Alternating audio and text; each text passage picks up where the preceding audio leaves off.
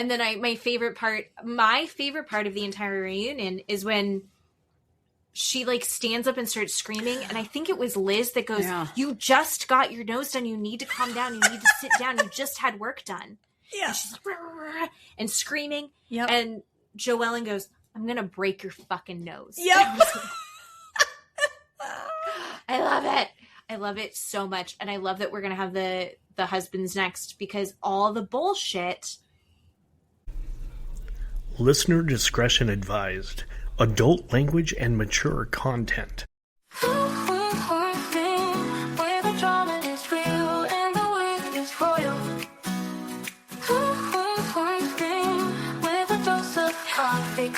back, everybody. It is Two Queens, One Screen. I'm Jen. I'm Keeley. And we are talking Bravo and Peacock today. And I feel really good about the quality of television that has been sent to us in the last week. Okay. I like that. I'm happy all around. Yes. I feel like it's been really, some of it's intense and some of it's rough, but it's all been quality reality TV, which we don't always get. So that's how I feel. We've got a lot so we're going to start with, let's see, we'll do Boat Show, we'll do Love Island, and then we've got part 1 of the 2-part reunion for Real Housewives of Rhode Island, which I'm going to skip ahead. I sent you a text and it was like, I think it's the best reunion I've ever seen. Yes, you did. So and I knew exactly what you were talking about. You said, I'm rewatching the best reunion I've ever seen. And I said, Rhode Island. Like, yep. Yeah. I loved it. I loved it so much. And then Matt kept walking through and it was always at iconic moments, which was amazing. I love it so much. I love a reunion. Okay. So let's start with Boat Show. Boat Show is Below Deck Mediterranean new season. Season, what is it? 11 or something? I don't know. It's something a big crazy. One, right? I know. I should know. We should pay attention. We should write things down. We are terrible at that. I know. It's like I have some notes. So the last time we're just watching everyone go out to dinner. Yeah. And it's like the first crew dinner. Yeah. And Nathan flips out on Joe. Poor Joe. His mom has cancer. And they've had this like reset of like, listen, this is a real thing that's happening in your life. I love you. I care about you. Yeah. And Joe is kind of explaining the dynamic between him and Nathan, which the centerpiece of where it all went south is Gail. Yes. I don't think it's Gail's fault. Just throwing that out there. But where it kind of went astray is Gail. And he's explaining that, you know, they hadn't always gotten along. That's the only part that Nathan heard. Yes. We see that Joe goes, but you know what? This just happened and all that's been put aside. We get back to it and it's like seeing Gail. I haven't seen Gail in forever. Seeing them with their baby. It's like, I'm just happy to be like back around them and it's like, it's going to be better. He actually said something. He didn't say it exactly like that, but it was beautiful. It was really nice what he said. Yeah. It seemed like they were going to be in a good place. Nathan misheard and was like, you keep her fucking name out of your mouth. Yeah. Oh, Nathan. How did you feel when he went off the handle with that? Am I leading the witness when I say that? Yeah. I mean, I don't know. I didn't really feel any sort of way. I will say I did not feel super like sad for Joe. Like I wasn't going, oh, you shouldn't be talking to Joe that way. He's having this issue or he's going through a hard time. My opinion is not that. Like somebody at the table said that. Well, don't go after Joe. Like he's having a really hard time. Who was it? Anyway, I think it was one of the girls. Aisha. Was it Aisha that said, or maybe it was, I don't remember. Keeley? Maybe. Don't go after Joe. Right. This and that. I disagree. It didn't bother me. I wasn't feeling that, I guess, when Nathan went off on him. But also they were all drinking, like all as well. So alcohol was fueling him. Oh, 100%. And right, Nathan is first-time dad, right? His baby mama and baby are a few minutes away, right? He's trying to juggle all of that. So he's got a lot going on. Nathan's got a lot going on. He's wrecked the boat 3 times already.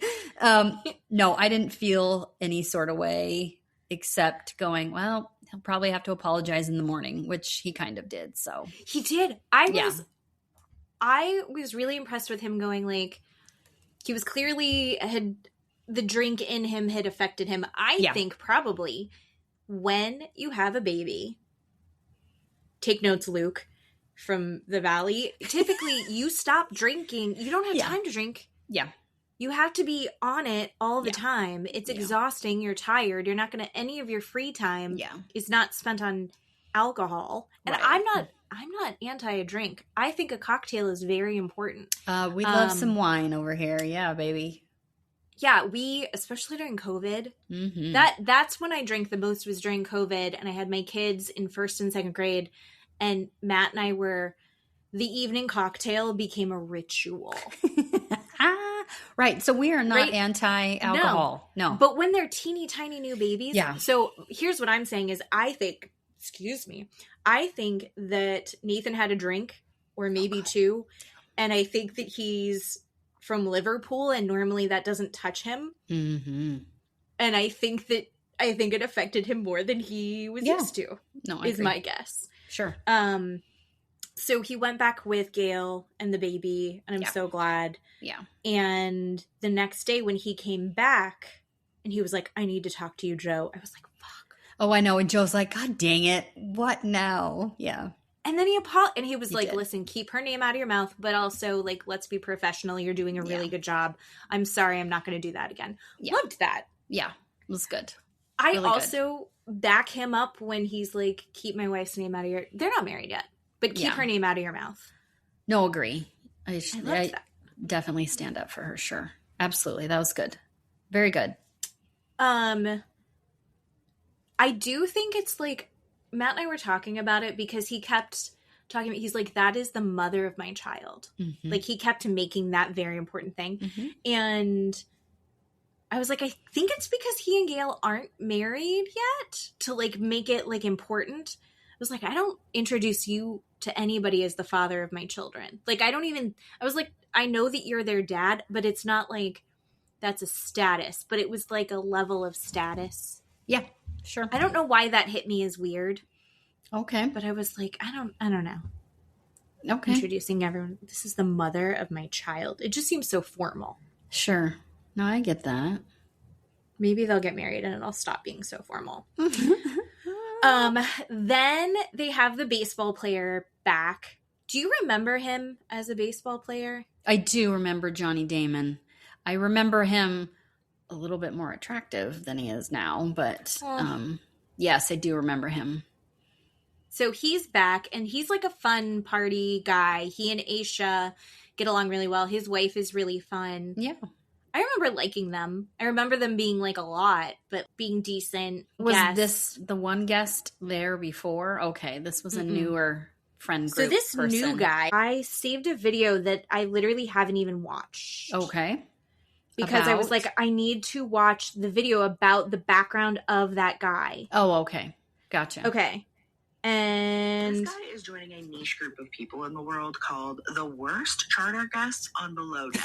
You can go back to my first video for more of a recap of the episode and what made him so terrible. But this is Josef by Bratman, and he came Christina on the show Chronicles. as a guest of Johnny Damon. He's the president of NEI General Contracting. Now, something I found kind of interesting about the episode is that he is on the phone with his lawyer. And it kind of made me that was his lawyer? Yes, you didn't know that? On speed dial, no. Yeah. He calls him up as his drunk bestie is because he's been involved in a number of lawsuits. And so maybe they have developed quite a relationship over the years, perhaps. Or, point counterpoint, he has no friends, so he has to have people that are obligated to talk to him. Like, he'll pay them. Yes. but you're going to answer my call. Speaking of paying them, the other girl that he's like, tell how much money he was saying, tell her I'll give her. Adi, what was her name? One of the lawsuits that I found is it was A something with IS unpaid wages and overtime lawsuit. I can't remember. In the lawsuit, it sounds like several workers were alleging underpaid overtime, unpaid wages, and retaliatory termination. In 2022, I see that. It looks like the state of California filed a criminal it was actually lawsuit Florida against Josef. He did this in Florida. It lists his attorney as this guy named David Bigney. I'm not sure if this is the same attorney that he was on the phone with on Below Deck.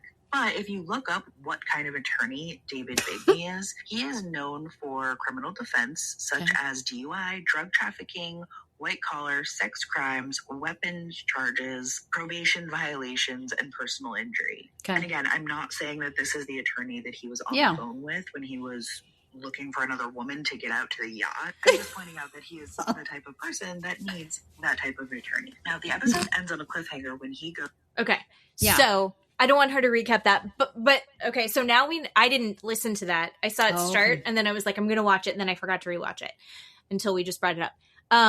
So yeah, that guy brought the girl on. He was such an asshole that she's like, I want to leave. I can't stay on here with him. Yeah, they're en route. They have left the dock. They're in the middle of the lagoon or lake or whatever this thing is, and they stop the boat and put her on, with a dinghy or whatever those other boats are to take her back to shore, the fender boats, and take her back to shore. He's like badgering her. Unbelievable. There was some fight. What did they say at the airport? It started at the airport. And she didn't want to be with him. She didn't want to walk on with him. And so he's like unraveling. Yeah. And she's like, I don't give a shit. I just want to get out of here. Yeah. He then says that he's paying her, what was it, $1,200 or $12,500 a month for her apartment and all her stuff.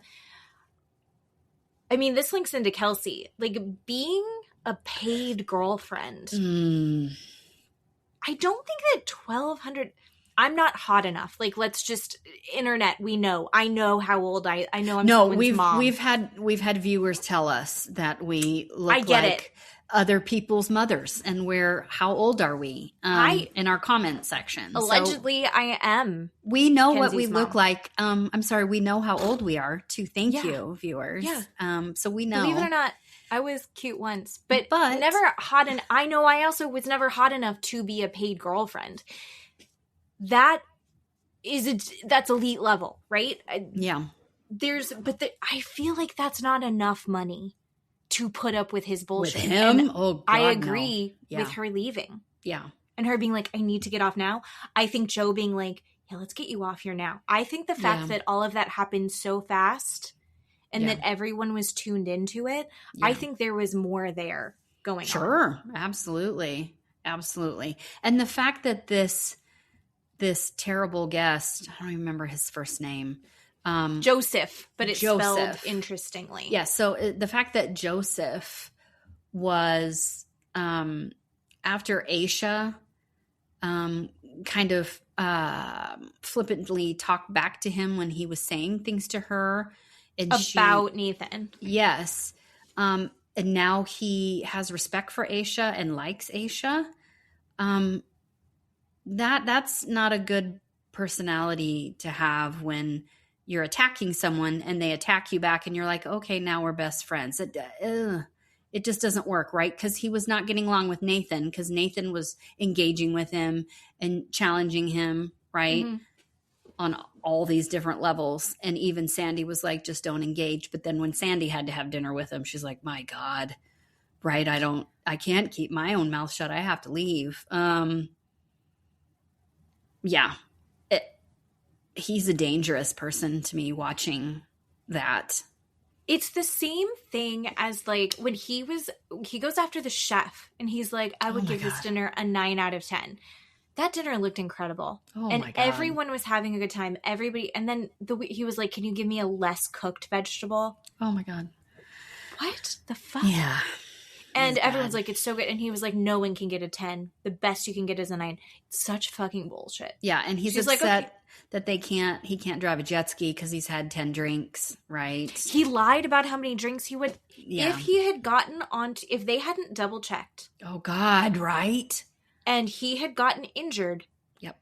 Or injured someone else. Yep. Or injured someone else. Yeah. Yeah. Bad news. Nathan wouldn't have a career anymore. Right. Yeah. Sandy would be liable. Yeah. Whoever owns that boat's insurance is fucked. Yeah. Right? Yeah. Like, that is awful. That sucks. That guy sucks. And he had been drinking the entire time and only got more and more belligerent as the night goes on. Yeah. Ugh. Everything about him made me uncomfortable. And then at the very end, when, like, everyone's gone to bed except for him, and he's on the phone with his... I didn't realize that was his lawyer. Yeah, it said lawyer. Yeah, it did say lawyer. That's embarrassing. No, and I am going to... My conspiracy theory is that the only reason he called his lawyer is because the lawyer is the only one who's obligated to pick up. Absolutely. 100% agree with that.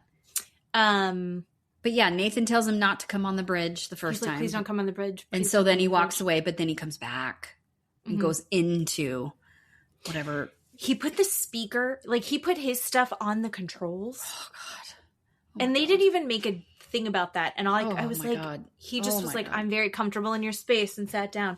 He's like, we need to talk about our relationship. Oh my God. No, we don't, sir. Wow. When Nathan goes, holy shit. Yep. I'm going to get fired. He's like, I might get fired tonight. I'm like, oh my God, he's going to put hands on this man. Well, and they do a close-up of Josef, and his eyes are just totally red. Bloodshot from how much he's been drinking. You know, he's just... Who knows how late or how, like, many hours he's been awake and how much alcohol that man consumed. Yeah. Because he was drunk before they got there. That's incredible. And then he had 6 drinks before he was trying to get on a jet ski. Oh, God. And then I loved the wife of the baseball player when she was like, if you say you really liked her one more time, I'm going to throw you off the boat. Like, shut the fuck up. Yeah. And he just also kept saying that he was a good-looking guy. No, sir. I'm sorry. No. You look like you can afford to pay a girl to be your girlfriend. That's right. Have fun. And the part where he was like trying to ship a Croatian girl over. Oh my God. A tour guide. And she was like, no, I work tomorrow. And he's like, I'll pay you $5,000. I'll pay you $20,000. She's like, I'm not an auction. Ew. So gross to watch. Like, he was disgusting. Ugh.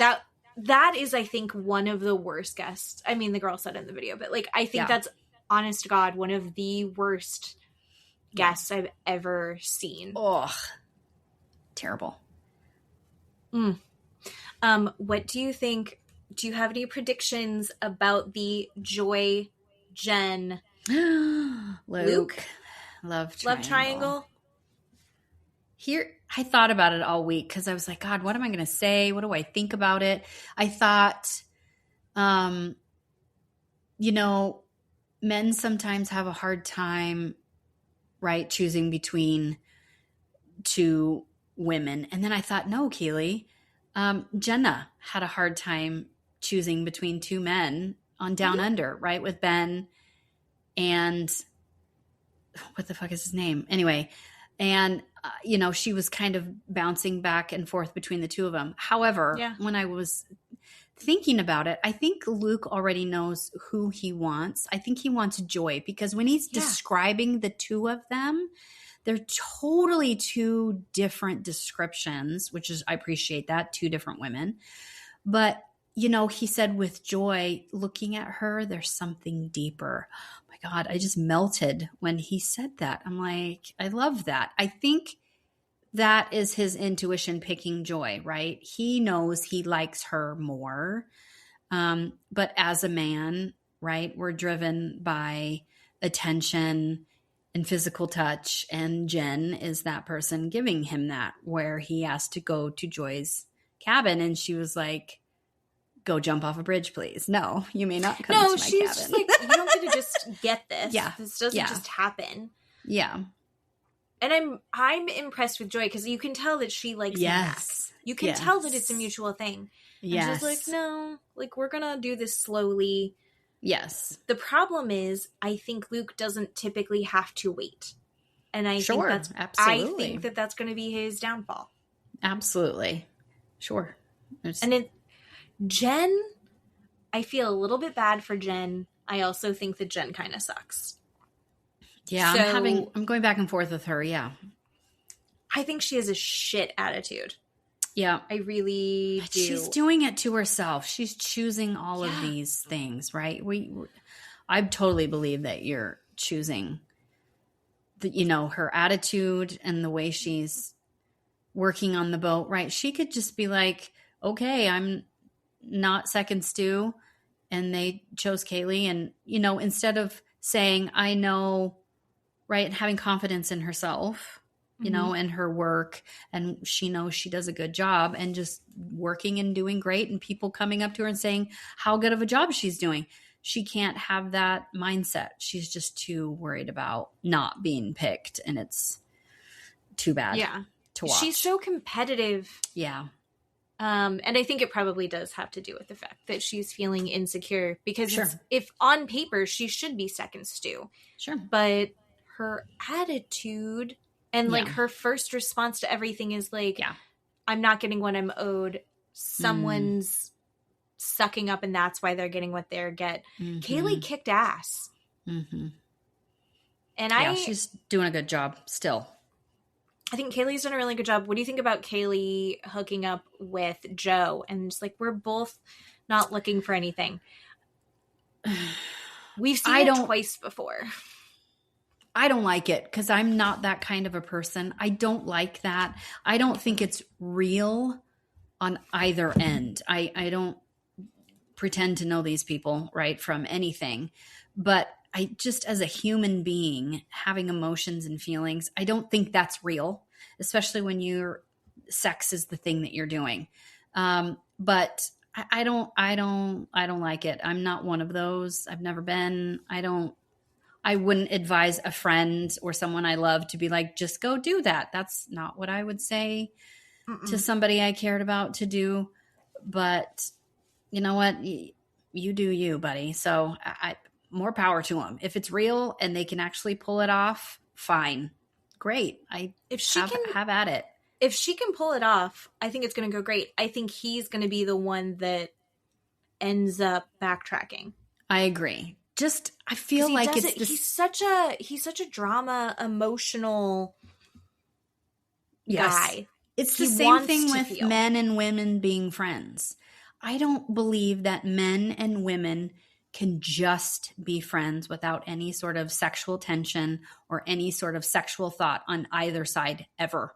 Ever, ever, ever, ever, ever. I don't have just male friends. Steve would never let me just be like, I have 6 male friends and we're all going out drinking. He'd be like, the actual fuck.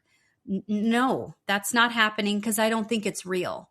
I don't think you can actually be friends with the opposite gender and it be nothing.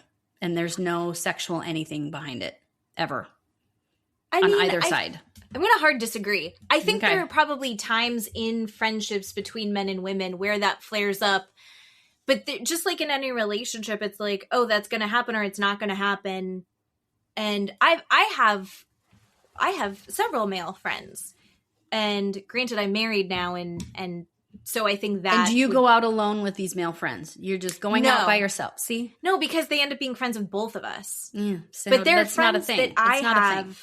I'm talking alone. Like you go out, you alone have this friend. Matt is not a friend of this person. It's not Matt's friend. It's not a couple friend. This other person doesn't have a couple or a significant... They're friends that they're my old roommate. I have a couple old roommate, but I lived with... Well, no. The first...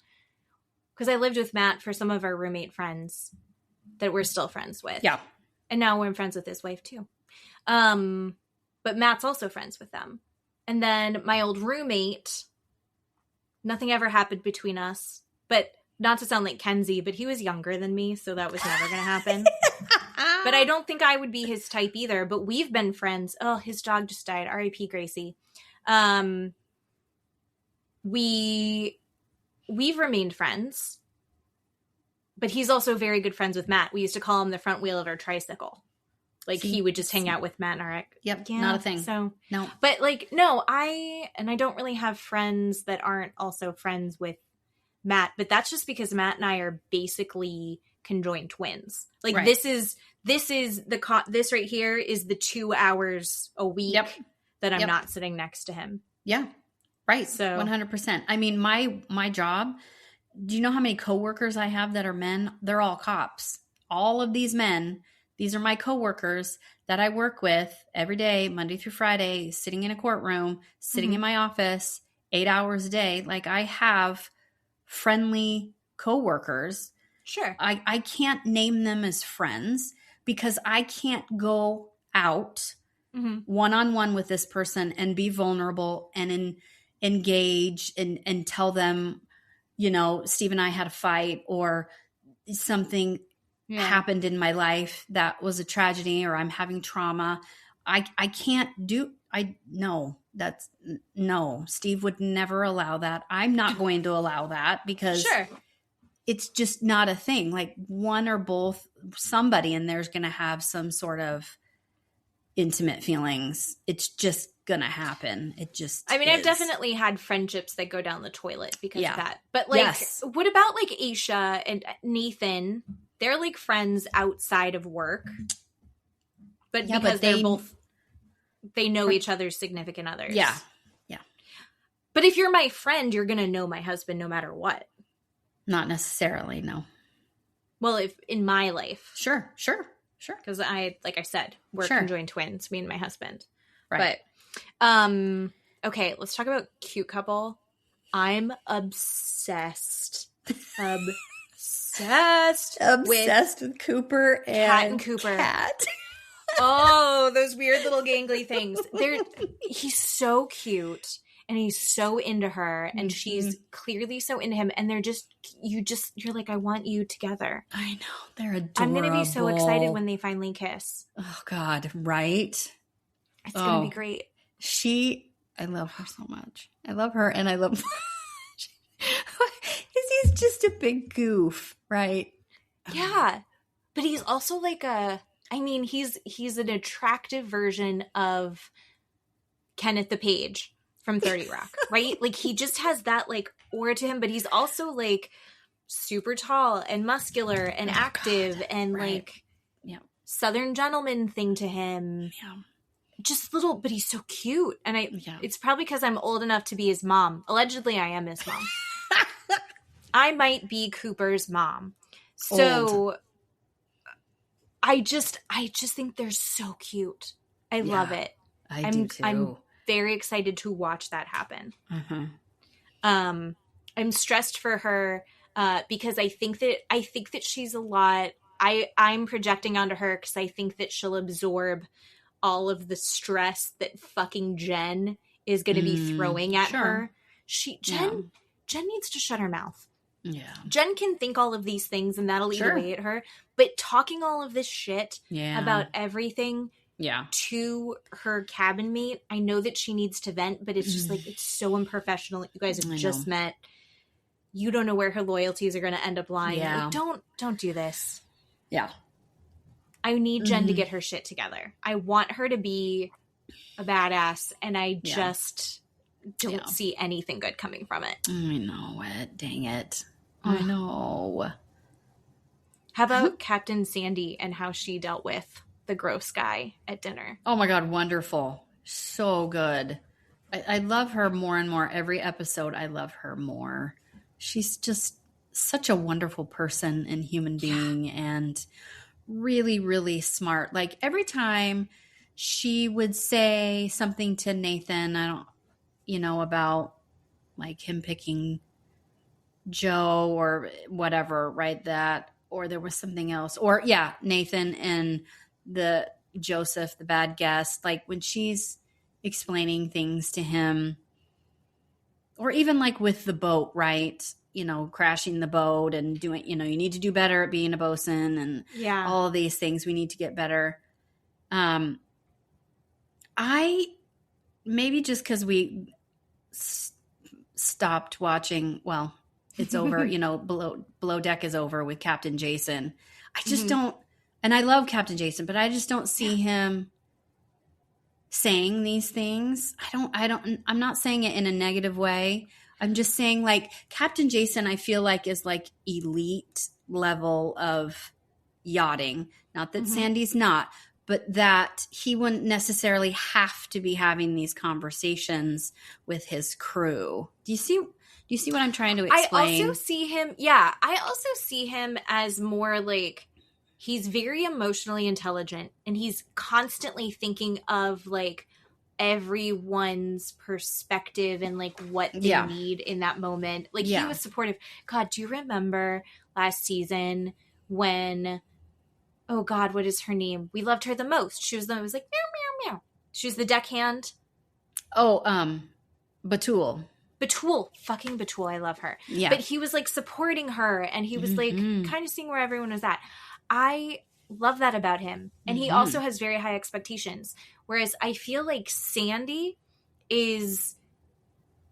she has very much taken on she is molding these people. Yes. Like yes, that's what I mean. Here. She's got a lot of constructive criticism. Yes.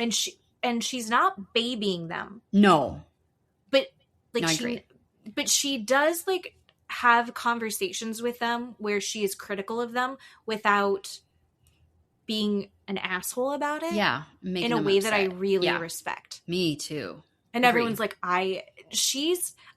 all of these captains, the good captains, I'm trying to think if there's been a really bad captain, but like all of the really good captains they command their respect, but they are also like, you want to impress them. You want to do good. And I feel like she's like, I want you to do good. Yes. I want this. And this is how you're going to get there. And she has like a roadmap in her mind of how she's going to get everyone where they want to go. Yeah. She did it with Aisha. Yeah.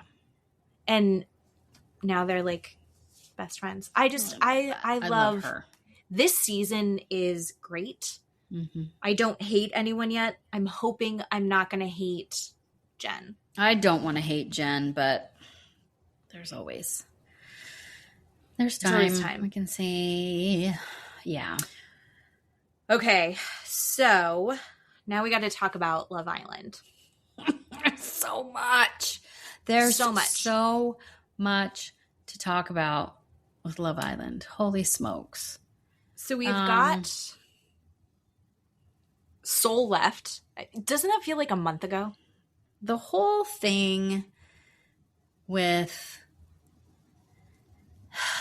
Sincere being the one to stand up and give the long diatribe about who they're kicking off and why, it's Soul, right? And why, which I want to point out, everything that the reasons were all Kenzie. Everything pointed to Kenzie, but they still picked Soul. And, I want movie night to see the actual conversation. I'm sure we'll never get to see it, or even the reunion. They gave it to maybe us at the last reunion. time. Yeah.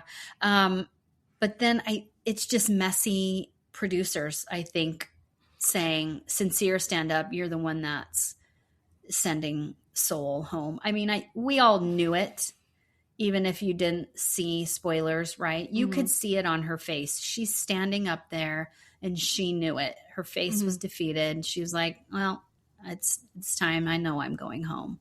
But it genuinely was upsetting and not fun TV to watch when you're hurting someone on purpose, right? Yeah. I feel like I am so split on how I feel about what's going on right now. Are we going to fight? I don't know. I'm pretty sure. I was telling Matt's like, oh, are you so excited to record? And I was like, Keely's going to yell at me. I'm going to fight. I'm of two minds about it because I'm just going to skip ahead to Casa Amor. I couldn't watch all of After Sun. P.S. I didn't watch any of it. I got bored. Okay. I think Gabe is fine. I think Sol is fine. And apparently she already knew that... Who's the super, super hot guy? Michael B. Jordan. Michael B. Jordan. She already knew that he liked her photo. That happened before she went to the villa. Okay. Which also, I need to talk about that in a minute. Okay. We're going to talk about how we're old again. Yeah. When we get there. Because us having to look shit up. So basically I was like, what? Nope. Okay. Where are we going? So we're going to Casa Amor. Okay. And how these men acted, because we thought it was going to be the heart rate challenge. Everyone's in their outfits. Yes. And then the girls are taking, they have to take extra long to get ready because they have to get extra hot. Yep. And then they ship the boys. Yeah. Oh, God, there's so much we have to talk about with the boys. Fuck. There's even more after, right, Sol leaves. And Ariana tells them, right, the top 4 couples and the bottom 3 couples, and then after that, the next episode. Do you believe? No, I don't. I don't believe any of it. I'm sorry. I'm a conspiracy These stolen theorist. Elections. Yes. I'm going to be an election denier, a vote denier. These are fraudulent systems. 100%. I think that we need to investigate the app. Absolutely. Because no one fucking voted for Sincere and Melanie. No, absolutely Nobody not. did. Nobody did. And the one person that did not make them in the top 4. But what I was going with was then the next episode is we're watching Kenzie pout with Corbin about how she doesn't believe that they're in the bottom. And then at breakfast, she has to walk alone onto the dock and give herself daily affirmations.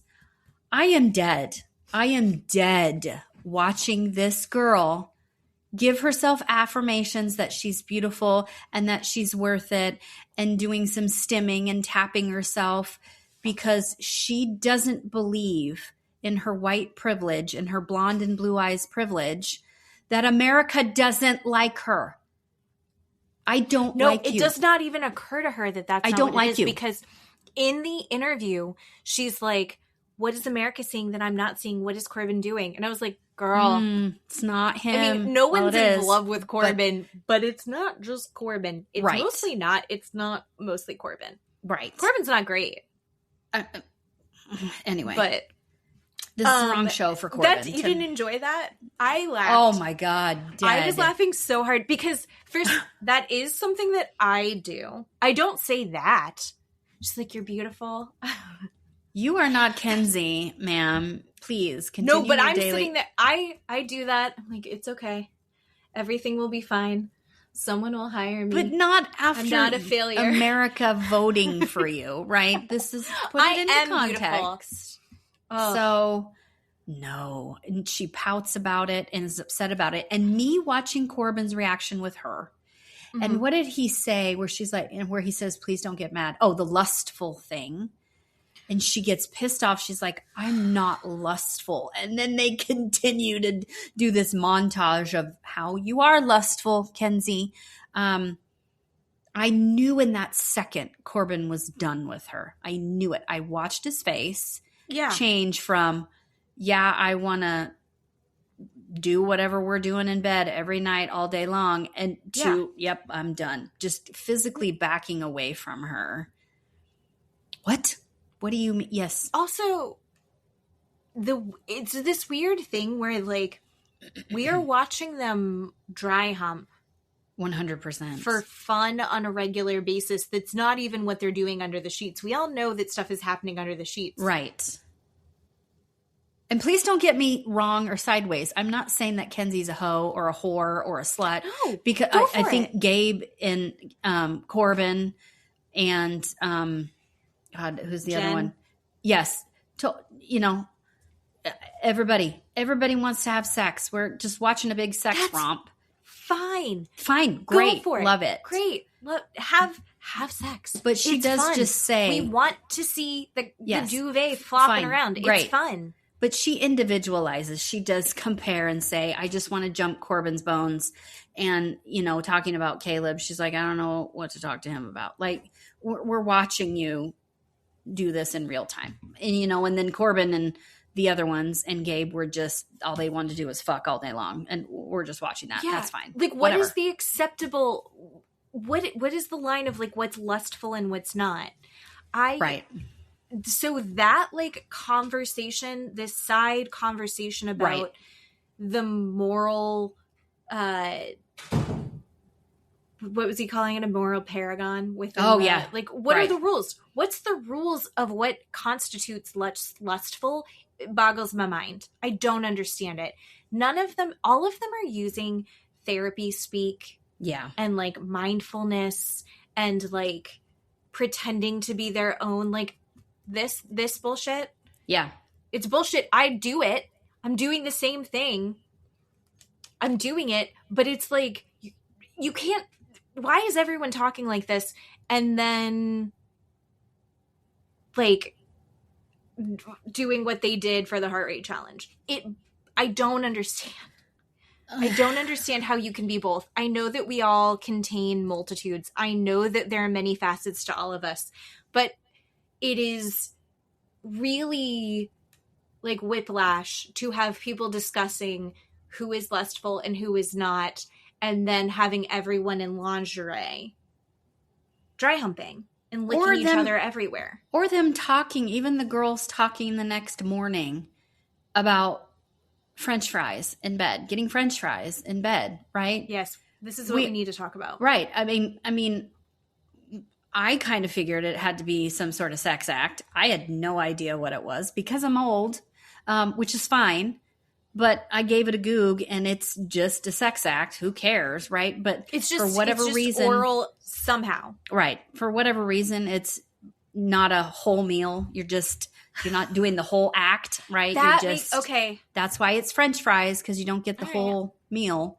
You just get part of it, right? Okay. In whatever orifice you're doing. So, but they're sitting there talking about it, which is fine and whatever. But again, to your point, right? We're talking about people being lustful, and then we're having these conversations in the open and giggling about it. So I don't understand. This, like, faux, like, self-awareness. Yes. And creating boundaries yes. that are all bullshit, and moral high ground that doesn't exist. Right. It's ridiculous. Right. And I mean, even Kata and Zach have been to the hideaway, right? We've already had a hideaway episode, people. So let's just, anyway, it's ridiculous. I fucking hate Zach. I've turned on Zach. But as everyone's mom, we had to figure out what French fries were. Yes, we did. No, I even text you and you're like, I haven't watched it yet. It to me. I said, okay, we'll get there and let me know what it is, because I don't know. It didn't make sense to me. And I was well, like, I think it's wet. Stupid saying, right? It's stupid. It's dumb. I was like, is it their own, like, making up their own code words? Yeah, sure. And it's like, it doesn't make sense, but I know it's wet. Gross. Ew, gross. Yeah. Yeah. And then the other layer of, I do want to go back to Soul. Okay. Matt was talking about how he's like, if someone likes a photo on Instagram, you can see, like, when your friends like a photo or something like that. And there's a comedian, and I can't remember his name. He's really great, and I feel bad. But anyway, he has a bit where, like, there's nothing grosser than, like, being on Instagram and seeing that your friend liked some, like, Instagram model, and you're like, oh, you creep. And like, there's nothing more disgusting than being like, I hope you have a great day, or like, you're a good person. And it's like, when she's like, you know? Like that kind of thing. So, but you can see people's likes, and Matt's like, I would never like, why are people openly liking things? Yeah. He's like, I don't know, but Michael B. Jordan liked that, and he's like, why did he like it? He's like, he liked it because he's supporting her on the show. And I was like, no, it all happened before the show. Yeah. And he's like, wait, so he's just liking strangers' photos? And I was like, I think it's generations that came after us that do just like photos. Sure. Yeah. But we also, everyone is reading into what photos are you liking? Mm-hmm. What did you send someone a DM? Are you reposting shit? Yep. I don't know. And like once you're in a relationship, I haven't had to deal with this because again, I met my boyfriend on MySpace. Yeah. But like this was like nowadays it's like who are you following Instagram models on his Instagram? And that can be like a deal breaker. Yeah. It's so beyond me at this point. Oh, it's so screwing 6 ways to Sunday, and I don't have enough bandwidth to deal with it. I just don't. I don't have enough bandwidth for it. I do want someone younger than me to explain how important it is that Michael B. Jordan liked that photo and doesn't mean anything and will anything happen. And typically do things happen? Yes or no? I don't know. Sure.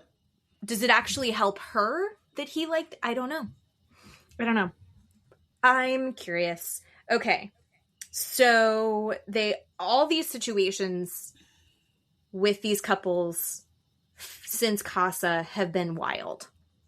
So the boys go to Casa, the girls come down. They're like, oh my God, I'm so excited about my giant present. And then the giant present is like it's movie night. But live. Yeah, it's a TV when watching the boys meet the girls and having their own heart rate challenge over there, which I want to point out, we never got to see the results of any of these heart rate challenge. I don't think it became a heart rate challenge really. Sure. Because wasn't there usually like a thing that you could see or something? Now I need to go back and hopefully someone will look and I can just look at a screenshot. Like, were they still wearing the armbands? I don't remember. I don't remember. But those girls coming in, those men went fucking wild. Their hands, there was one point, I think it was it Casey, who like somebody's ass, he like grabbed her ass and then he like ran his finger up the back of her thong. Yeah. That's kind of horrific. Like, you can't do that at a strip club. Like, the stuff that was happening there could not happen at a strip club. There's stuff that happened there that you couldn't do in a back room at a strip club. Yeah. I'm not saying this from experience. I've only been to a male strip club. But I had a friend that was a stripper for a year. After watching the boys go to Casa, have their reactions, say the things they were saying about the girls in the villa, about the girls at Casa. I conspiracy theory now believe every single one of them has made a pact to stay in their couple just so they can go to Casa. That's it. I'm convinced. I'm absolutely convinced. And you can't change me otherwise, because there's no other way that you can be so derogatory, so hurtful. Casey, the bullshit that was coming out of his mouth. About these women in the villa. I mean, Zach being hurtful about Kata.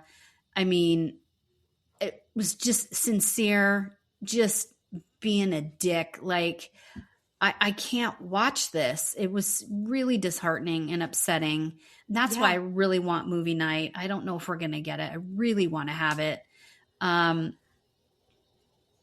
It's hard to watch. And these women over there in Casa, like Tiara completely throwing herself at Casey, and, you know, Casey acting the way he is, speaking poorly about Anaya. That they didn't understand his power. Or his aura. Or those girls should be treating them the way the girls in the villa should be treating the boys the way the Casa girls are treating them. And then he's going around the bend about nobody was standing behind his door. Anaya never picked him. Bitch, Anaya picked you. She stood on that green dot and she picked you. Shut the fuck up. I'm so sick of listening to him say that over and over again. He's not a victim. He's looking for a way out. Yes. Yeah, he's looking for a way out that makes him not the bad guy. Yeah. And it's like, here's the thing. You're going to be a bad guy. Like, the girls are going to be bad guys. You're going to be a bad guy. If you leave your couple, people are going to have hurt feelings. So he's trying to turn them into the bad guy so he's not. And it's like, no, be upfront. And everyone's talking about how they're being so honest and true to themselves. And it's like, no, you're really not. No, at all. you're not. I mean, sincere is the worst. The worst. The absolute worst. I'm having a problem with Zach and Kata. I'm hoping that Kata has like a good time exploring the Casa boys. I think Kata is my vote for, I think she's the most beautiful girl on that show. No. And the more that I'm watching her, the more I think that she's really funny. I think she's interesting. No. I'm rooting for you. Don't like Kata. Mm-mm. I like Kata. And why don't you like Kata? She gives fake and mean girl energy to me. She, I don't think would be friends with or even speak to any of these women on this show ever outside of this show. No, I don't think she would give them 2 seconds of her time. I think she would, belittle them. And I think she would talk about them behind their back. And I think she would tease about them. She gives mean girl energy to me. I guess I've missed that. I just haven't seen that. Yeah, no, I don't. She's not acting like that on the show, but that's the energy and the vibe that comes off of her. It's not nearly as bad as it was last season with Shelley and Alandria and Huda and all of that. It's not like that. That's not what I'm saying. But no, she gives me a weird red flag, some bells going off in my head with her. I think I just feel bad because I'm watching how Zach is moving. And oh my God. He's Zach treating her terribly. To withhold breakfast. You're saying, I'm not going to make you breakfast because they sent Gabe home. And that was such bullshit. His temper tantrum about how what they did didn't even make any sense. No, neither did you sending Soul home. Right. Like, none of it. Not kissing her and hugging her and then constantly saying, oh, she was coming in hot and oh, she came down and she was mad. No, she wasn't. You stupid dickhead. She asked you for a hug and a kiss and you said no. And then threatened her and said, I'm not making you breakfast. I mean, what is wrong with you? That is abusive treatment in a relationship. You don't do that to somebody you supposedly care about. He doesn't, I don't think he's that into her at all. And then I also really didn't care for the fact that before Casa, they had the night challenge, which that game made no sense. Just the weirdest game. And at the end, the girl decides if she's going to kiss the prince or I skipped through it or something. Yep, I skipped through all of that. Okay, something the really sucking in and my all that mind, stuff. And I haven't seen anyone talking about this, but I also have been kind of like avoiding trying to watch too much because I don't want to have my opinion swayed by other people too much. Yeah. But something that really upset me is the last one to go was Bryce or Zach. One of them ended up on the chair. And it was Trinity who goes and decides if she's going to kiss him or turn him into a frog. Everybody made out. Okay. Anaya turned some guy into a frog and made out with him. Okay.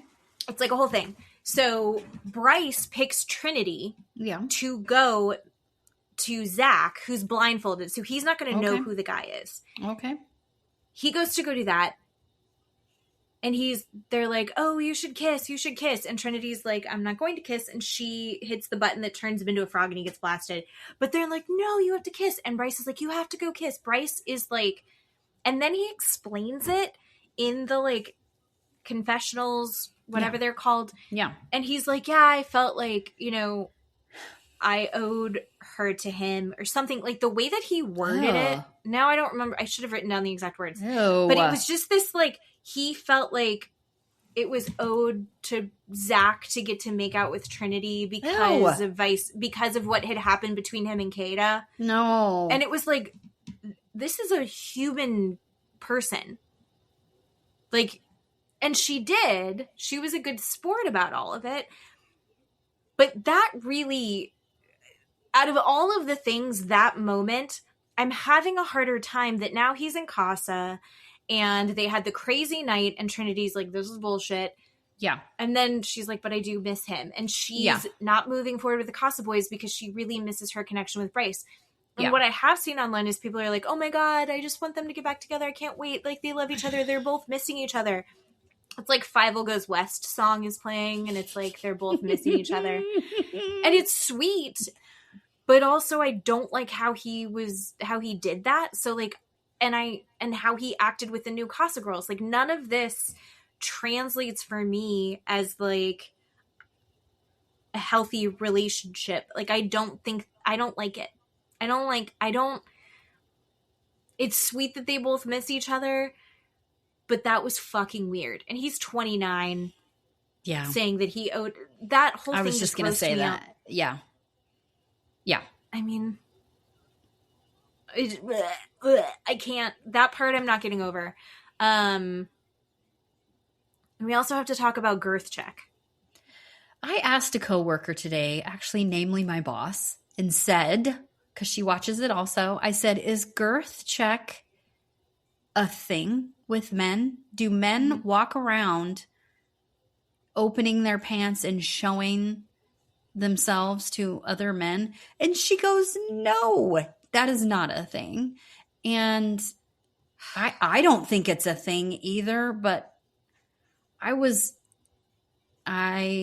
didn't like it. And then for them to continue the conversation later, like, and he's like, what'd you think about that snake? It was only semi. And then they're talking about how big their erections were. What? Wait, what? No. I'm not here to judge anyone's sexuality. Sure.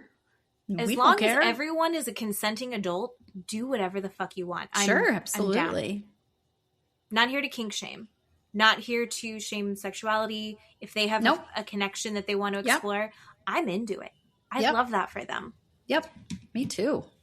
But there's something happening there, right? And also, Matt, I paused it. I screamed, paused it, rewound it. And Matt was like, what the fuck just happened? I was like, you have to watch this. I need you to explain this to me. And Matt's like, I can't explain that to you. And he's like, but I'm also not.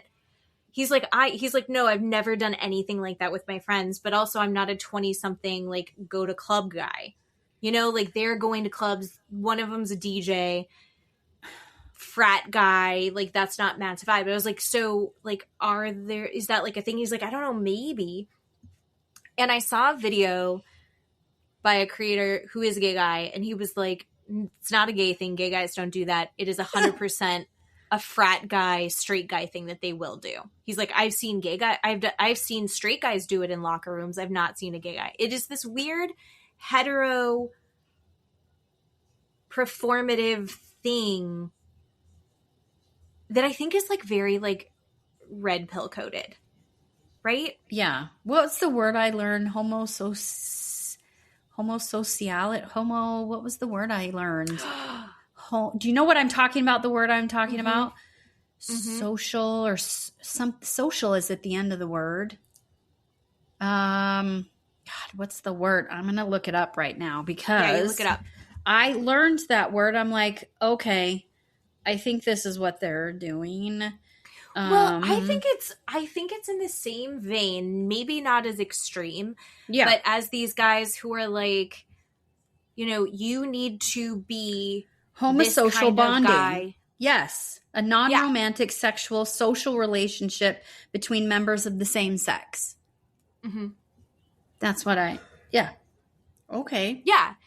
Where they're like needing to perform a certain expectation of manliness, of masculinity, and they're not, and they're pretending that it's like to get chicks, but it's also really more for each other. And it's also like, the girls that they've had sex with, it's not that they're feeling connected to these girls, it's that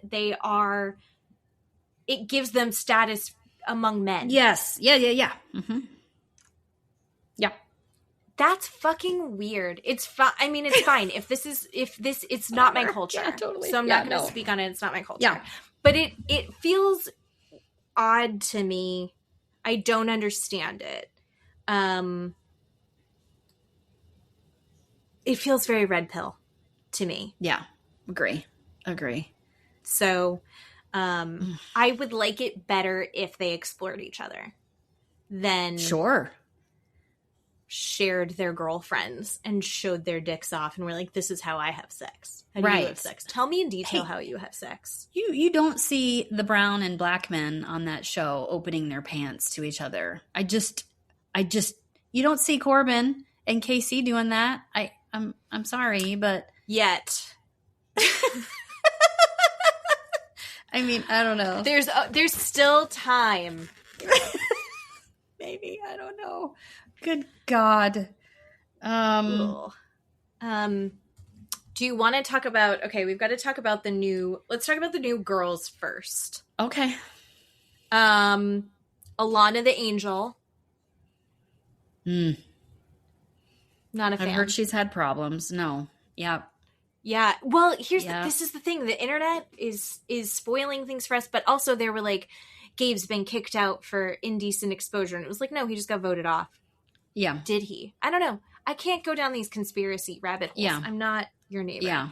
Just kidding. Not a fan. They said that Alana was already kicked off, and that didn't happen. And they said that Bea was kicked off for something, and people love Bea, so I don't believe that either. Amora, which I like her. Amora. I think she is stunning. She's so pretty. And I'm sad that she's into Sincere. Prettiest one. She's so beautiful. I'm sad that she's into Sincere, and I'm sad that she just, last night's episode, they're in that weird round room, and she's laying on his chest, and he's speaking, saying words that he doesn't know how to pronounce. And just, I know I've said it too. I'm not gonna. You have not said that. Said epitome. You have never said epitome in your life. You absolutely have not. I know I've also said epitome. And I'll say it by Idaho. Epitome. Epitome, he just looks ridiculous. I mean, he's constantly using these dumbass analogies for these women. Oh God, his analogies all are the so fucking time. bad. He won't shut up about analogies for women, and then he says the word epitome instead of epitome. I mean, but then she's just laying there, sweet as can be, just taking in every word he's saying. Just loves it. Just loves it. And I can't stand him. I can't stand that guy at all. Oh, and she's like, I just love that you're so emotionally intelligent. He's like, I like to journal. To work out if I'm having a good day, if I'm having a bad day. I can't. Who was it that called him Lord Farquaad in the Heart Rate Challenge? Was it Alana? That was Alana. Amazing. Fucking amazing. And he was like, I'll be whoever you want me to be. You're just gross. She's like, gross. No, thank you. No, thank you. Jaden, the blonde from California. I like her. Fine. Good. She's fine. She's fine. I hate that she's between Corbin and Caleb. I know. They're so different. These guys are so different. I don't know how they keep getting in these love triangles. Yeah. Parmita. Stunning. Holy shit. Absolutely stunning. I think she's the prettiest one out of everybody. She's hot. She's very hot. Oh my God. Yes. And sometimes that's all God needs to bless you with. Sure. And I feel like, speaking about this with my coworker at work today, I feel like I don't remember in other seasons that the cast broke that fourth wall where they're talking about before the show and knowing each other. Right? Oh, her that and Corbin happened once, because remember Ace and Shelley? And how that was like a whole controversy. They weren't allowed to talk about it, right? Mm-hmm. I feel like, and everybody lost their minds. But Parmita and Corbin are like just openly talking about them talking on Instagram and liking each other's photos. And, you know, I feel like, now we're just out in the open and we're talking about how we know each other from before. I don't know. I didn't mind that because I think the Ace and Shelley said they decided they were going to keep it a secret. And then everything came out and it was like, you guys look messy and shitty. Well, and then like even Corey and Melanie. Corey is telling Melanie all the shitty things that Sincere's doing to her, right? And I don't remember I don't think was allowed before. That that's like fourth wall shit. But I'm glad that because they've had it before where girls are like, I'm coming in and I have my eye on so and so. Sure, no, that's fine. So and so is going to be my man, right? But they don't say anything after that. They don't do anything with it. They don't go, you know, I watched you, whatever, and you said this, and they don't talk about the show, the episodes. And I love that Melanie was like so fucking into it. She's like, oh, you think that you're better? They were talking a lot about submissive versus dominance, and she's very dominant in her day-to-day life, so she wants to be submissive with her man. Is it the millennial in me that's like, we've worked so hard in feminism to give you the option, and it is your option. You do what you want, but keep that shit to yourself.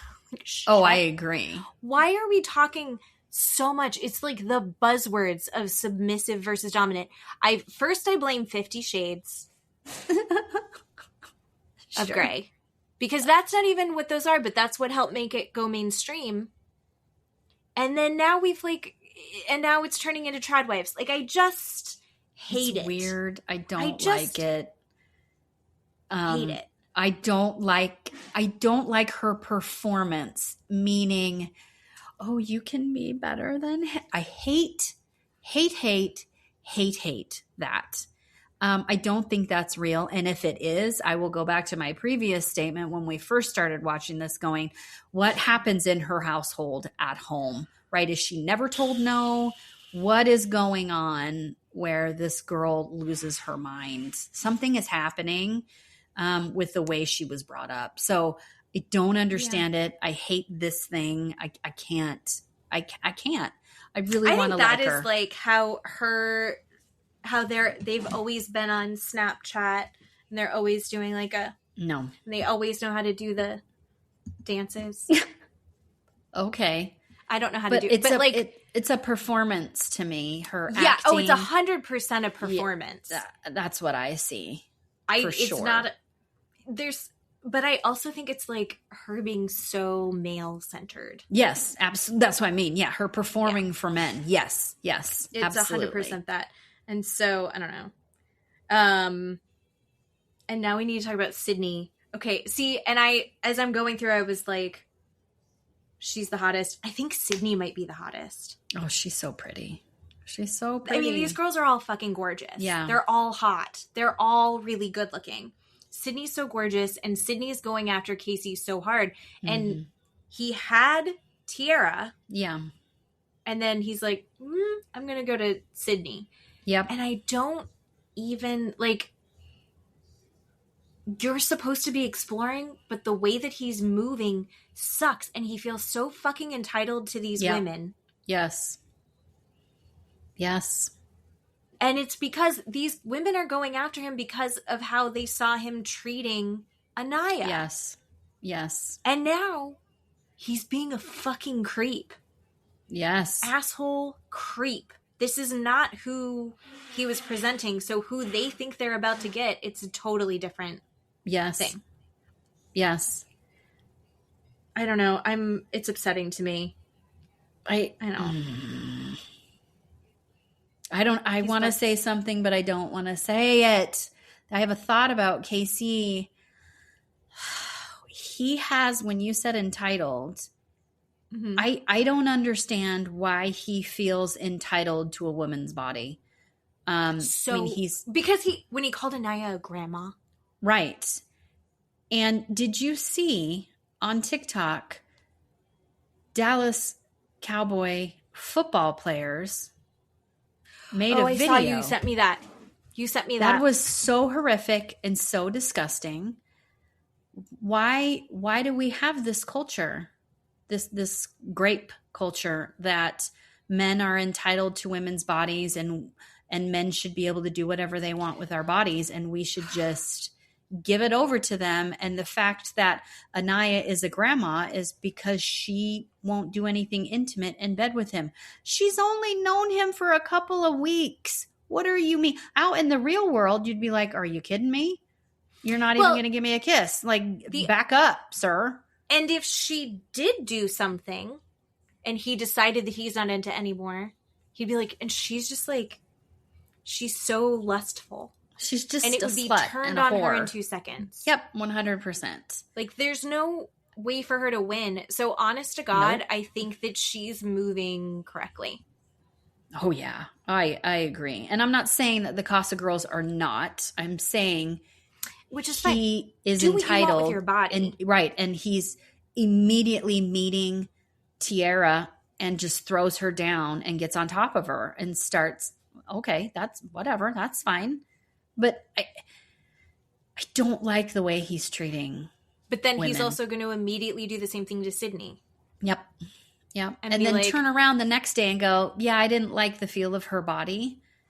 I liked Tiara's body instead. Fucking gross. Fucking gross. Fuck you, dude. Just disgusting. The amount of therapy that everyone is going to need after this season is insane. I don't understand. What am I watching? Let's talk about Casa. Wait, did I talk about all the girls? I think no, we so. talked about, yep, that's everybody. Yeah, all right, everybody. So Casa boys. Carl's first.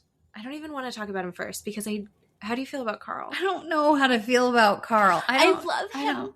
I love him so much. I tend to lean he comes towards from money, liking him. Yeah, which I want that makes sense for Anaya because she comes from money too. Yes, they're gonna understand each other. Yeah. They both love volleyball. I think he's like so genuinely excited to have her attention. Mm-hmm. I think he's giving her the attention that Casey and was saying the things that Casey was saying, but in a genuine way. Yeah. Because I feel like Casey was like, I need to see these things because these things need to be said out loud, which we applauded and we loved. Mm-hmm. But now we're not seeing him behave in the way following that with his actions. Right. With his words, with his actions. Right. But I don't know. I think that we might see that with Carl. And I think hope so. I think he's cute. Then there's Corey, who we kind of already touched on. Yeah. He's going after Melanie. He had also been interested in Trinity. Thank you. Yes. I was like, her name starts with a T. Yes. In Trinity. But yes. Trinity, I love how she's... Listen, I have my issues with Brace, but I love how she's moving. She's like, listen, I think that you're great. I think that you're going to make a great boyfriend. I think you should consider... like continuing to like pursue Melanie because my heart's not really in it. I think you're awesome, but it's just I can't. Yeah. And they only have so much time and she's like, so go do that. Yeah. God, I love her. I love that. Trinity. Yeah. And so he's gonna go to Melanie and he's gonna talk some shit about Sincere, which I love mess. I love your mess. Thank you, Corey. And he's a good looking dude. Then we have Ronnie. Who did Ronnie go after? Who did he go with? Oh my God. I'm escaping. Who did he go with? Because he went with like a couple people. I don't remember. Why? He went after Melanie a little bit. And I remember thinking... Was it Kenzie? No, I think it might have been Kada. Oh, Kada. Yes. If you were Kada. When he went after Melanie, I was like, him with Melanie, I loved that. And if you're Melanie, how do you go back to Sincere after you've been with Ronnie? Yeah. Because Ronnie, holy fucking shit. He looks like he belongs as like one of the police officers on CSI or something. He's so gorgeous. And he's got like a man voice. And then you have Sincere being like, I journal. Fuck that guy. Oh, Ronnie. Yes. Kata. Okay. And then we have Che. Who is going after Kata. Kata, yes. And I like that. I like that too. And I'm upset with Kata is still pining over Zach, right? Hasn't kissed Che yet, which I'm not saying she needs to stick her tongue down his throat or anything, but these girls are working themselves up into that whole, well, if he's not doing anything over there and he finds out that I'm doing something here, he's going to be hurt. So I'm just not going to do anything over here, right? We're in that circle. And I don't want that for her. Well, especially because right before Casa happened, she and Zach had gotten into that fight because Zach was being a pissy little bitch because of what they did during a challenge. Yeah. Stupid. Whatever. So fucking stupid. Yeah. And he's like, well, he took his shirt off and I was going to take my shirt off. So it was less special. Like Kata had any control over that. And she was like, it's still really special when you took off your shirt. Oh my God. I think Zach is a gorgeous boy, but he is obnoxious as shit. And he's terrible. Oh, he's so obnoxious. Yeah. And Che, okay, so Che is, I think, a dentist. Or a chiropractor? Chiropractor, yes. Chiropractor. Sorry, dentists. And she was like, I don't know, like, what are you trying to get out of this? And he was like, oh, just so you know, I'm not here for clout. I'm here to, like, find a relationship. Aww. I don't have social media. And she was like, dead. Just instantly wet. Slid right out of her chair. Yep. I was thrilled. That was amazing. It was so good. Yeah. I don't know. I think it's better. Like, I think I'm married. So obviously what is my opinion count for? Not much. I think it's unattractive when a man is super active on social media. Sure. No, I agree. I think it's like, it's weird in some way. It's like, I need a lot of attention. Mm-hmm. Yeah. And you're like, why are you doing that? Yeah. I don't. It's like when they wear like a hat or like a really loud shirt. And you're like, you didn't have to do that. Why are you doing that? You need a lot of attention. I don't like it. Okay. And then there's Dylan, who's with Kenzie. Oh, Dylan is super cute. So cute. I think a great fit for Kenzie. When they did the heart rate challenge, or not, it wasn't a heart rate challenge. It was like the Casa versus Villa thing. And I didn't want to watch a gangbang. I skipped right through it. I'm done with watching I had more fun watching that. That was a lot of fun. Kata at one point is screaming like, tackle, because they have like a word and then they have to act out the word. Yes. And Kata's like, tackle. It was like ridiculous. But whatever he had with Kenzie, I don't remember what the word was, but he and Kenzie are doing stuff and he just stares down the camera while he's doing it. Oh my God. And it was so fucking funny. It was so funny. I think it was dance. Was it dance? I don't know what it was. It was so funny. And then at the end they tied, right? Oh, yeah. Like all the challenges, Casa won half and then Villa won the other. So they had to have a tiebreaker where everyone has to get in the middle and do stuff to see who gets the most points. Yeah. Like, who's giving out these points? But Villa, the girls started kissing the girls. Mm-hmm. And it was like, who's the sexier? And it was like, the Villa was hot. And I had more fun watching that challenge than I did watching the Prince and Princess challenge. Oh, sure. Or what about even the Casa heart rate challenge? Yeah, this was. I watched that one, and I didn't want to. Ugh. No, because that seemed like a stag party, like a bachelor party. Yeah, that like crossed a line where someone got a hooker. Yeah. Right? Yes. Like that's what that, I'm sorry, girls. Girls were hot. You can do whatever you want. Yeah. I felt like the men were inappropriate. Yeah, it was bad. That's why I didn't want to watch the gangbang. That's what I kept calling it. I'm like, yeah, no, I'm good. I'm good. There was for some reason the aspect of that, it was like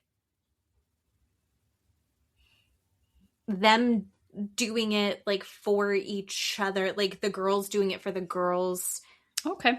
And for like, they were like cheering each other. I don't know. Okay. There was some different part of the vibe that I can't quite put my finger on, that I can't quite articulate, that like was more fun and it was more camaraderie, and like it didn't feel like everyone was an object like the boys, the heart rate challenge was.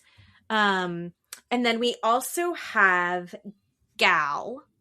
I love Gal. I think it's Gal. Okay. I love him so much.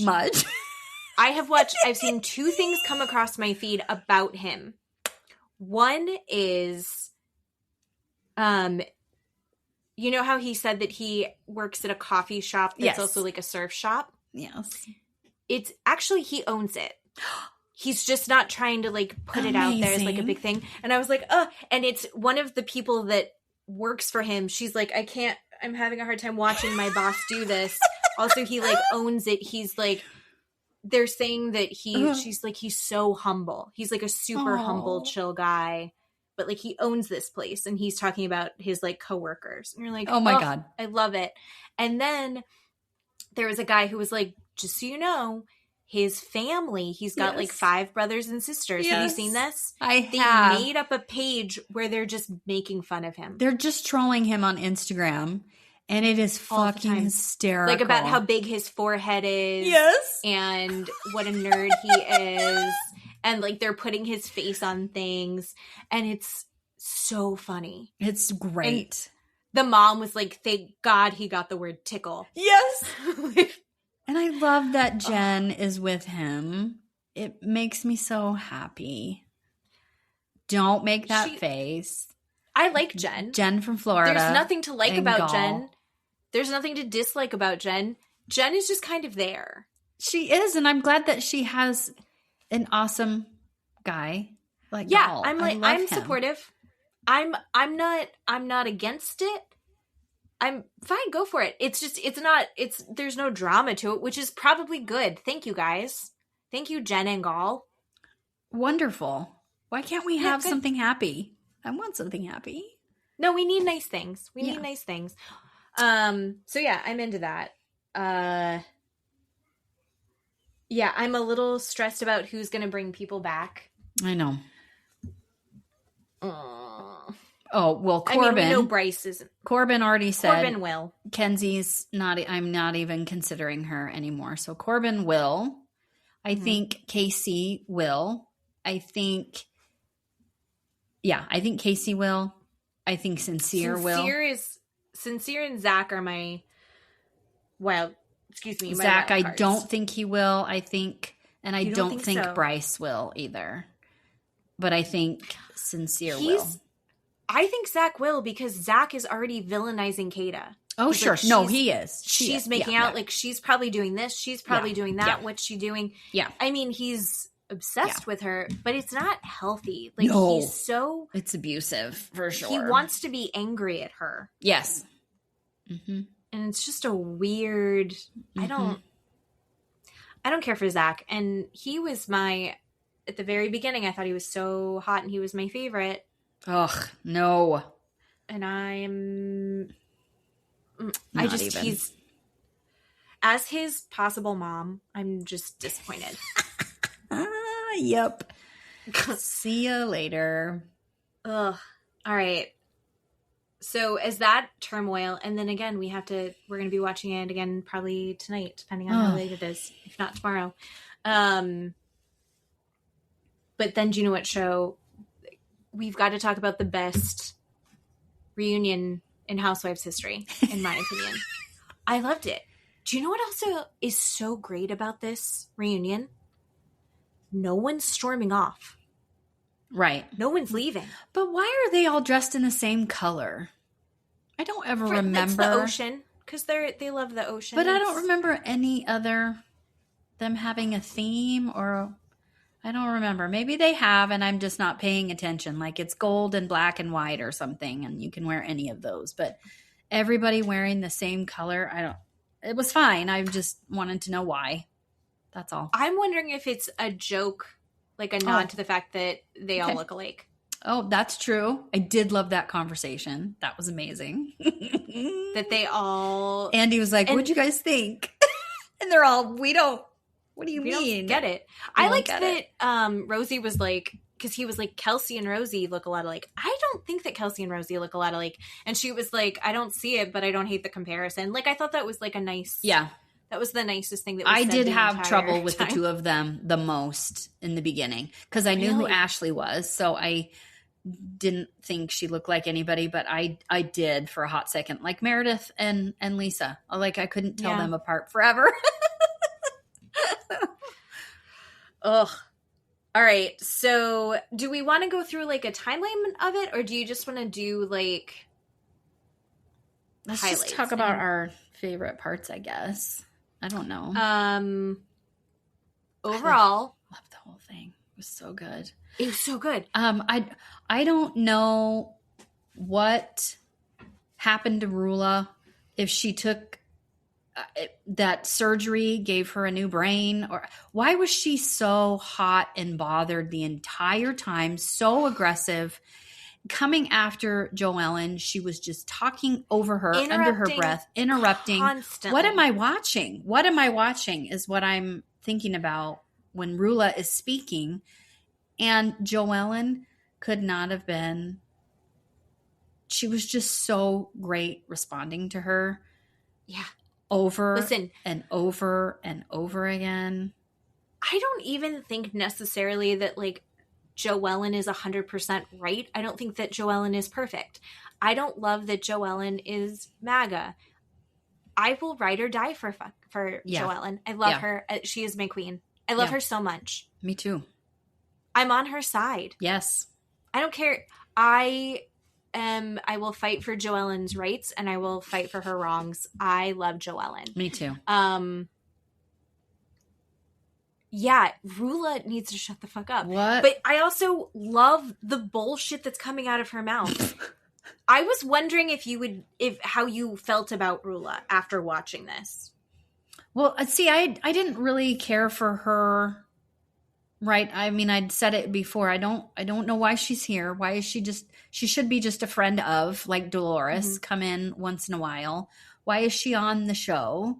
You know, she's Joellen said you were on three episodes. And it was the same thing over and over again. We never got any resolution. We never got any movement.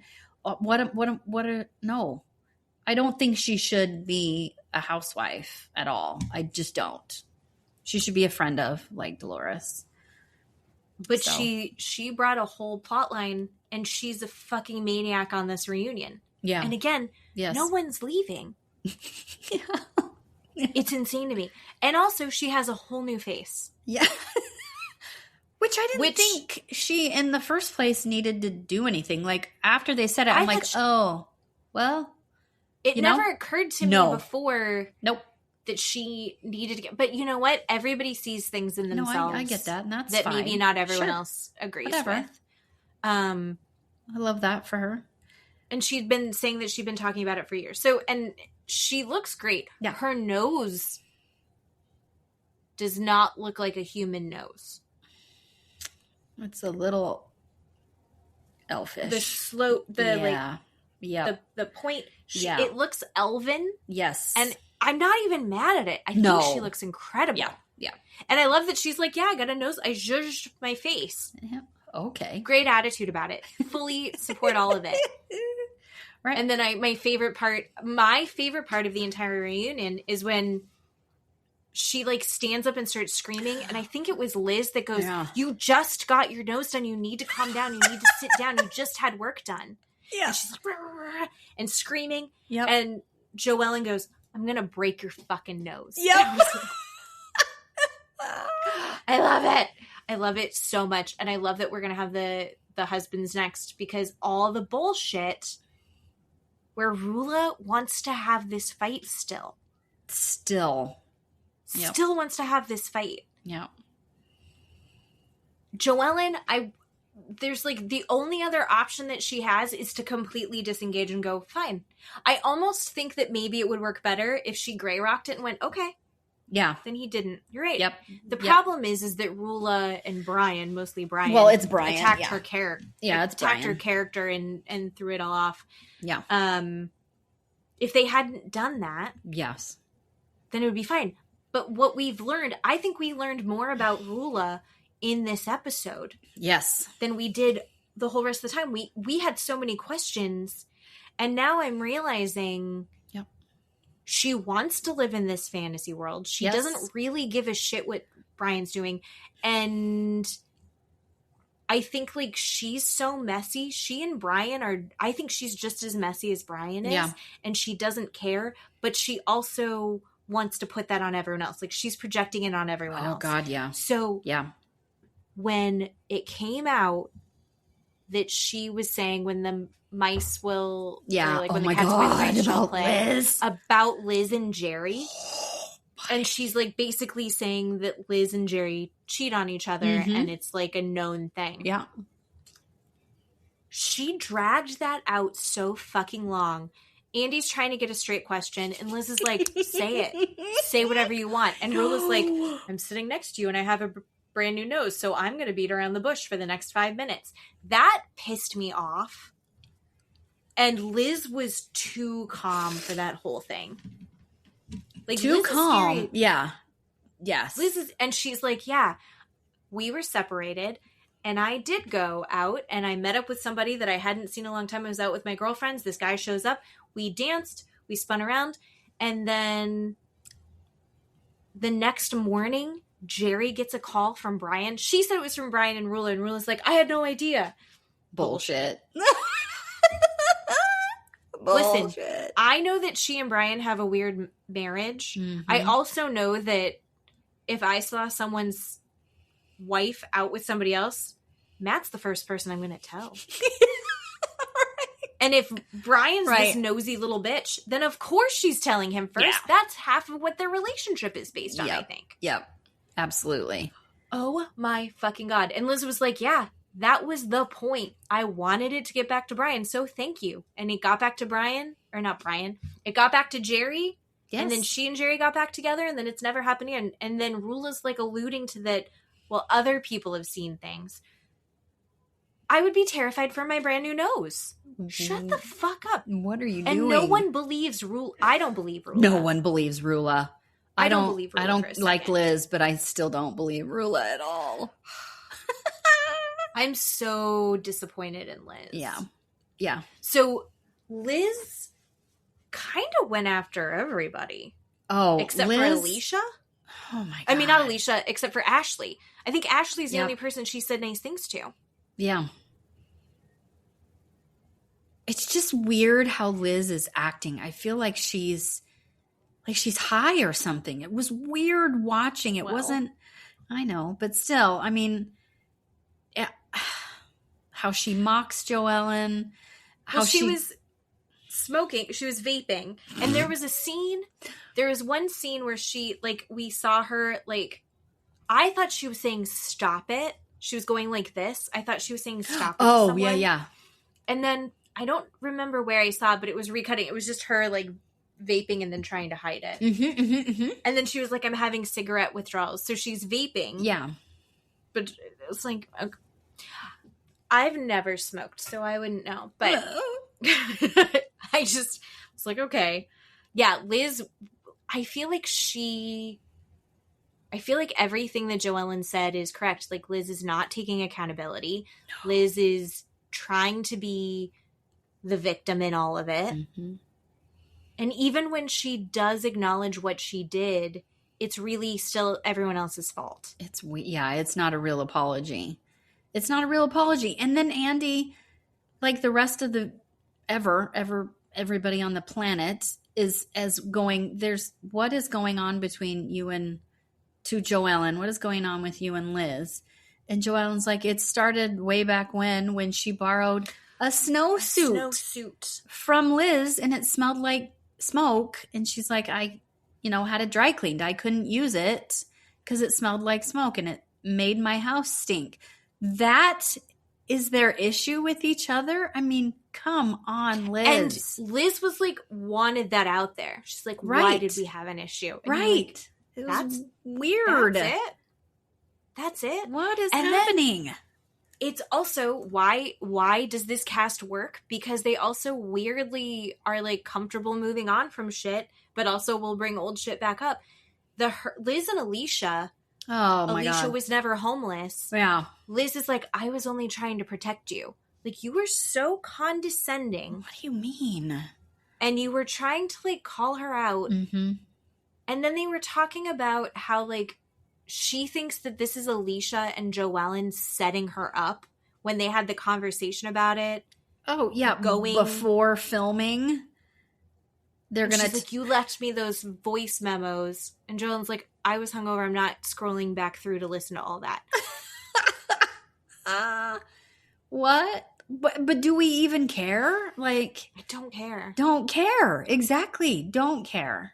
And then she said that Alicia, here's the part where like she really lost me, is like I almost could forgive a lot of this because this weird shit with Joellen, it's like she feels thrown under the bus. Yeah. Maybe Joellen is like a little bit scheming, conniving, but when she said that, nope, hold on, that Alicia amped herself up.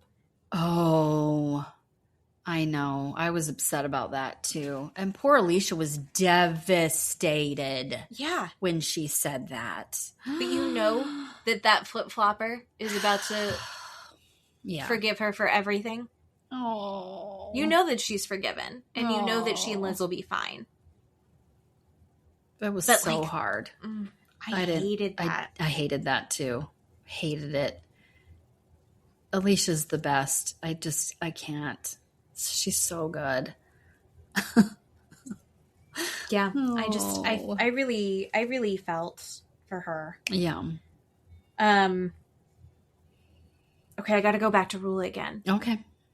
Rulla is fearless right now. Maybe it's the pain meds. Maybe the pain meds are making her too brave. But she also like wouldn't shut up, keeps jumping in. Mm-hmm. She was talking about how when Liz was talking about how it's like, you're talking about how I've done this is not a thing. And then she's like, you and Brian called Jerry at 6 a.m. the next day to call me out. And she's like, oh, I have no idea. And she's like, subpoena my phone records. Oh, yeah. The way that she's escalating. Yeah. So quick over and over and over again. Yeah. And then she's like, I'm going to bring in all of his doctor's schedules to prove that he couldn't have been. Who cares? No one fucking cares. No one cares. And we all know it's doctored. Just like Joellen said, he does stuff on, AI all the time, creates all this false bullshit and hands it to you and feeds it to you. And you just take it in. We all know it's not real. Right. It's stupid. So like we all have to pretend that we believe Brian, any of it. Yeah. No. Brian. No one believes Brian. Even Alicia was like, Brian doesn't know what day it is. Right. I agree. Joelle lost her job. Oh, right. And Rulla was like, it wasn't because of Brian. And it was like, okay, that's not what I said. Yep. A bunch of people got laid off. Yep. I don't think that helped. Yeah. And it's like, well, look at, we have it. This is some drama we don't need. Yep. Agreed. Da-da-da. Are you still team Kelsey over Rosie? Is that what it was? I can't remember. No. Oh, okay. I'm still 100% team Rosie. Rosie. Okay. Team Rosie. I'm still team Rosie. Okay. I think Kelsey fights the same way Liz does. Yeah. Which is, from my perspective, maybe I was wrong, but you're an asshole. Yeah. So you deserved it. Yeah. Which is fine. Kelsey can get away with that. Yeah. I have to say the way that Rosie handled the very beginning, where Kelsey was like, do you think I'm a slam pig? Yes. And she's like, no, I was upset. I was throwing a word out there. Yeah. I had told you to leave my house. Yeah. And you wouldn't leave. Yes. So yeah, I think some words are going to come out that I don't. She's like, so you don't think I'm a slam pig? And she's like, no, God. I think that you're something. She's like, so you think that I give blowjobs for a career? And she's like, well, yeah, kind of. And then she's like, I don't know what, Kelsey, How do you not see that people are going to say that? Oh, yeah. Right. Kelsey, it is such a lack of self-awareness. So when she's like, why would you say something? And she's like, well, because your only coworker was the girlfriend in Miami. Mm-hmm. Poetry. Yeah. I mean, perfect. Kill shot. Even Liz was like, that was good. I think even Liz enjoyed that. Yeah. And it's like, no one cares. Right. No, literally, has it affected her social standing that that's what she was doing? Yeah. No one gives a shit. Yeah. She can still live her life. Yeah. She's still allowed with all of her friends. Mm-hmm. It makes for good TV, too, right? I mean, who cares? Yeah. Who cares? Why is she acting offended? Right.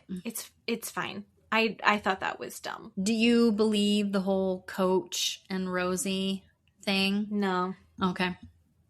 I think that's Reddit bullshit. Oh, okay. And like they're like, I have a friend who's a cop and he said. Yeah. Yeah. Bullshit. And maybe a cop did say that because they're like, oh yeah. No. I'm sorry. We watch enough true crime. Right. You go back, Rhode Island, everybody knows everybody. And so if maybe this cop didn't like Rosie or didn't like the Coach or wanted, you know what I'm saying? Like could say things because people know who Rosie or who this Coach is and he's going to say stuff. You never know. And here's one of the things is like, this is the only part that I'm critical of Joellen. When Joellen was like, I couldn't tell if, what was she saying when she was like, I saw a picture of him and he wasn't even cute. Like, Rosie, he wasn't even cute. And Rosie's like, I've never met him. Uh-huh. I've never met him. And she's like, okay, but he's not even cute. And it was like, right. So was she saying, I desperately want to give Joellen, she's my queen. I just want to give her the benefit of the doubt. But she's also saying that, I've heard from police officers and I saw on Reddit that this is true. Mm-hmm. And you're like, don't. Mm-hmm. So, no, I don't think that Rosie did anything with this guy. I think that someone somehow tied these things together because it was convenient. And now, unfortunately, that's going to follow her around. Sure. No, I get that. But show me the police report. Yeah. It is wacky how many police reports are going to get brought up. Things are going to get subpoenaed in this fucking first reunion. Amazing. Okay. Do you think that Joellen and her husband were swingers? Oh, maybe. I don't know. I mean, again, small town stuff, maybe. Yeah, I think someone said something shitty, and the neighbor brought it up to her, and she's like, and then we had a joke back and forth. Sure. I think Joellen has a dark, twisted sense of humor that I very much enjoy. Yes. And so her and her neighbor putting signs and upside-down pineapples in their lawn. Sure. To, make each other giggle, that's fucking funny. Yeah, that's fun. That's funny. Yeah. But it's going to make people talk. Yeah. Just like her sister and her husband, right, too. I still think that's weird. And listen, I know that, some families have weird jokes. What did she say? He touched your boob in the 7th grade. Yeah. Well, but then her sister is now on camera she's like, oh, I see your underwear. And he's like, yeah, how do they smell? And she's like, well, they taste great. And you're like, oh. Sure. So weird. Totally weird. Yeah, I don't know. No. I don't think anyone could say that to my husband and have me go, ha, ha, ha, ha. Yeah, no. Agreed. I'd be like, get out of my house. But agreed. Okay, so sisters. Now I got to go to moms. Yeah. So we found out that Rosie's mom, not a big fan of her. Yeah. What she said on the show. And then that was at some point that had actually kind of brought her and Joellen together. Right. But now her and Joellen I think they'll be fine. I think they'll be fine shit, too. But they'll be fine. Yeah. Joellen's mom. Mm-hmm. Sad. So I guess she didn't like what was said on the show. Yeah. It did put her in a good light. You and I were not big fans of her mother. And now her mom's like, don't talk shit about me to Andy Cohen at the reunion or I'm not going to watch your kids. And Joellen's like, then I guess you're not watching my kids. Yeah. I like that whole situation feels, I mean, like, how do you, there's no moving forward there. Right? Well, like if they've tried therapy already. Yeah. And like, I feel like Joellen's just in a shit position. Her mother is definitely the problem. Definitely a problem. And, you know, clearly she can't take accountability for what she did to Joellen. And I don't think it's Joellen's job or responsibility to call her mom and go, this is what I said on camera. This is what's going to come out. That's not, she can call her and say, Mom, I was vulnerable and told about my childhood and that I didn't really have a great childhood. She could tell her that, I guess. But people are making it out that it's Joellen's fault that her mother is now not speaking to her. And I don't agree with that because that's victim shaming and victim blaming. And the predator is the abuser is the one getting away with shit. And that's not what we should be doing. Well, and it also got brought up by Rulla. Because Rulla was like, didn't you get kicked out of college? And Joellen's like, I never got kicked out of college. Like, I got sent away. Right. When she was in high school. And she's like, and I talked about that. Everyone knows, like, you're not, this isn't a gotcha moment. Right, right. And she's like, and this is what I got sent away for. Like, and she's like, I was also underage. I was a kid. Yes. Like, you're bringing that up. Right. I 100% agree with Joellen. Yes. That Rulla bringing up weird shit from their childhood. Yeah. Especially when Joellen's already been very open about it. Right. Right. It was just like, I see a tender part of you and I'm just going to, without anything behind it. Bad taste. I didn't like it at all. I didn't like it. Bad taste. And can I ask you, I was confused about Joellen and Liz spending Mother's Day together, which was like a week before filming. And then Liz hates Joellen. Like, I don't get that. They were trying to explain it. And Andy's like, Liz, why are you so mad at Joellen? And Joellen's like, I just spent Mother's Day with her. I don't understand what's going on. Like, we had a good time. Yeah. If Liz hates her so much, why is she doing these things with her? I don't understand what I'm hearing. I think poor Joellen. Like, I'd be confused. It probably depends on the mood that Liz is in. God, I guess. Right? Because we've seen her turn on Kelsey. Yeah. And she loves Kelsey. Yeah. Yeah. So. Or what about when Andy is asking Liz about what happened in the bar with the hair pulling and the pushing, you know, and Liz's response is, I'm tactile defensive.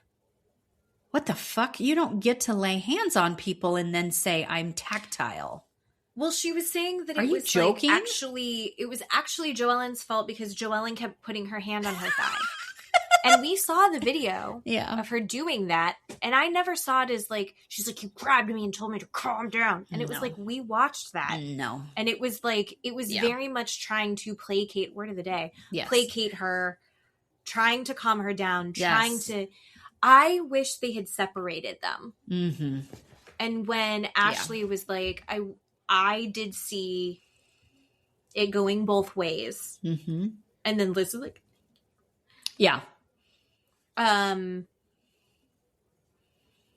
Yeah, I hated that response. I don't think that she sees it clearly. I don't think that she sees what she did. She can watch the video back and she still doesn't see that she reacted poorly.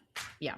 She doesn't look at what happened, but because she decided that everyone's like against her. Yes. I don't believe this conspiracy theory that they like wanted to like knock her down a peg. No, I just not don't. At all. So I don't know. I'm disappointed because I thought I was going to be like, I thought Liz was going to be my ride or die. Yeah. And it's just, It's Alicia and Joellen. Yes. And then Liz and Rulla at the bottom. Yes. And Ashley, sweet baby Ashley. Sweet baby Ashley and her cry counter. I am Ashley. I realized I'm Ashley. Because I also, today, I was talking with Matt and something like made me feel good and I just started crying. And then like 20 minutes later, I started rewatching the episode. And when I started to tear up. She's talking about her relationship with Rosie and how special that is. Yes.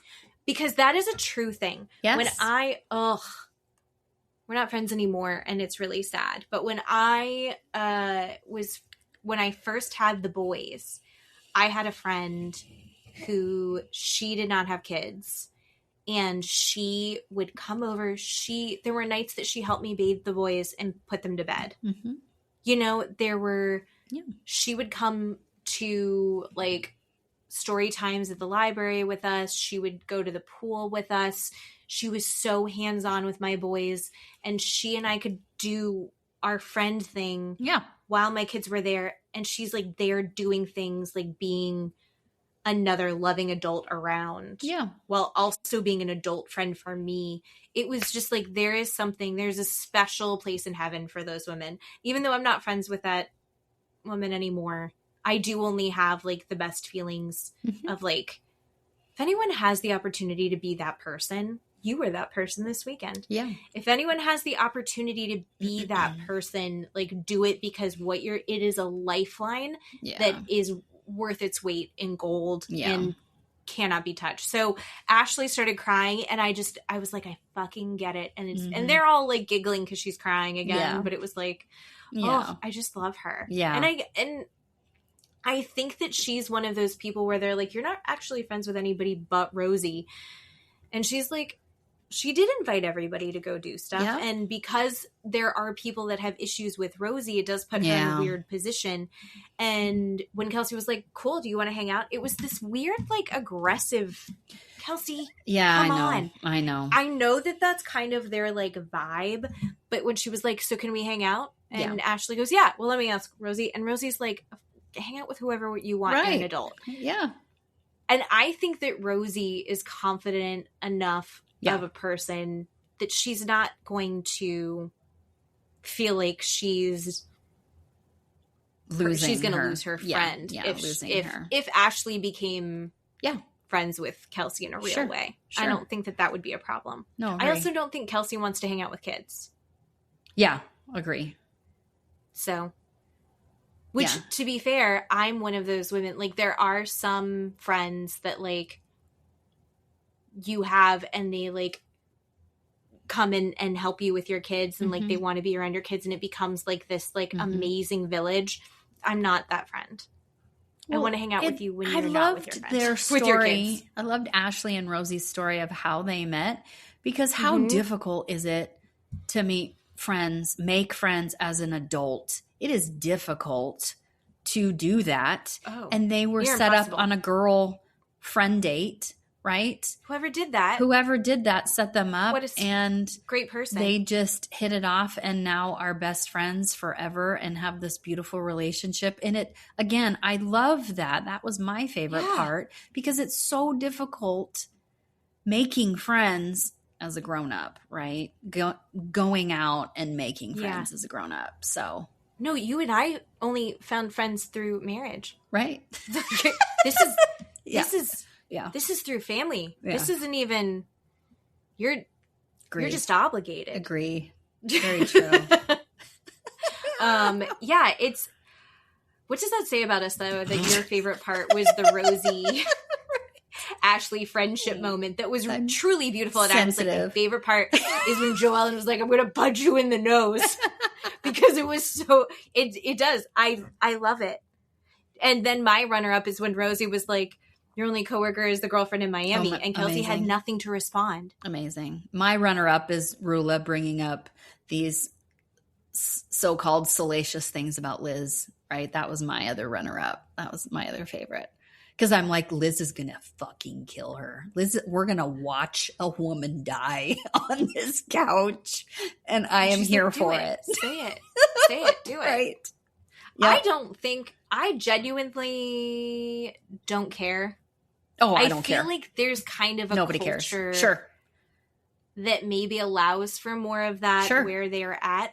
But if she never cheated on Jerry, whether they were separated or not, more power to her. Jerry Who never cares? cheated on her, or they both did, or one of Nobody them cares. I don't care. Yep. I don't care. I feel like they're a good couple, and whatever happens.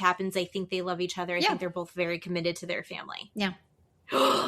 What did you think of the Rulla non-apology about saying that Liz, she was like, oh, that wasn't a nice thing to say. She's just as much of a mother, even though she didn't give birth to those girls.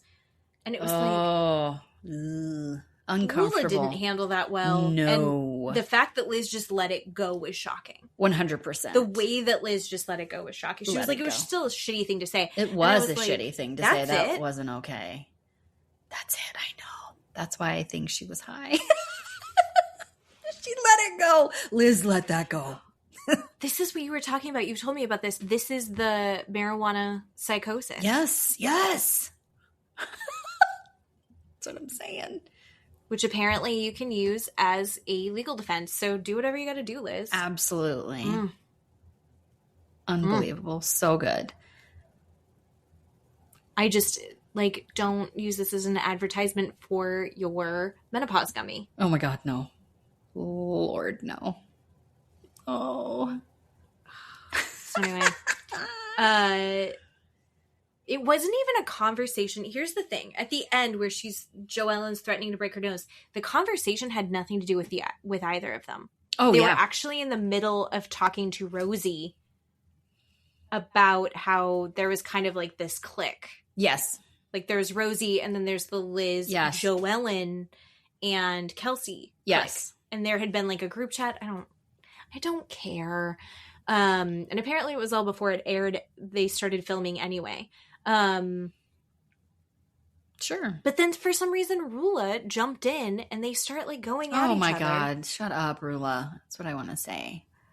Rulla, just shut up. but she's keeping it going and exciting. She has all these fun things. You never know when Rulla's going to come in and have something dumb to say. That no one's giving it any clout or weight or I know, or pretending even that Andy. It's reasonable. Even Andy's not right with it. So I am excited about next week. I think the husband's there is going to be nuts. Oh, wonderful.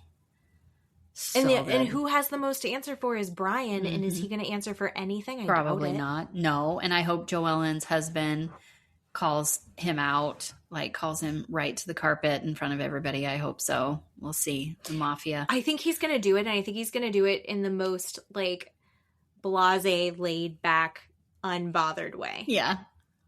100%. I like that about Gary. Yeah. I like that a lot about Gary. So anyway, I think that's everything. So good. I think so too. It's so good. It's so good. All right. Well, Mommy. Sorry. It's late. It's late here. So I'm going to go. You're going to go now. I'm going to go now. This is a good sign off. The thing, I'm going to go now. The problem is that it's late at night. Love Island's already started. Mm-hmm. But I was literally just thinking, my brain slowed down because it's late, but also, am I going to stay up and watch Love I'm Island not going to stay up. I'm going to go to bed. But I have to, I'm going to Dad's tomorrow, so I'm not going to have a chance to watch it until I get It's Wednesday. They don't have one tonight. Right? Oh, thank God. Right. It's Wednesday. They don't have one, so we're good. We're good. I'm good. Mommy can go to bed. You can go to bed. In the words of Soul, Mommy likey. Mommy likey. And Mommy likey. Or Mama like. Was it Mama like? Maybe it was Mama Mommy like. likey sounds gross. I think it was Mama like. I think Mama like still grosses me out, but Soul can do whatever she wants because she looks like that. Oh, wonderful. All right. Well, on that note, thanks for doing a podcast with me. Thank you. I love you. I love you. And we will talk to you all next week. Bye. Bye.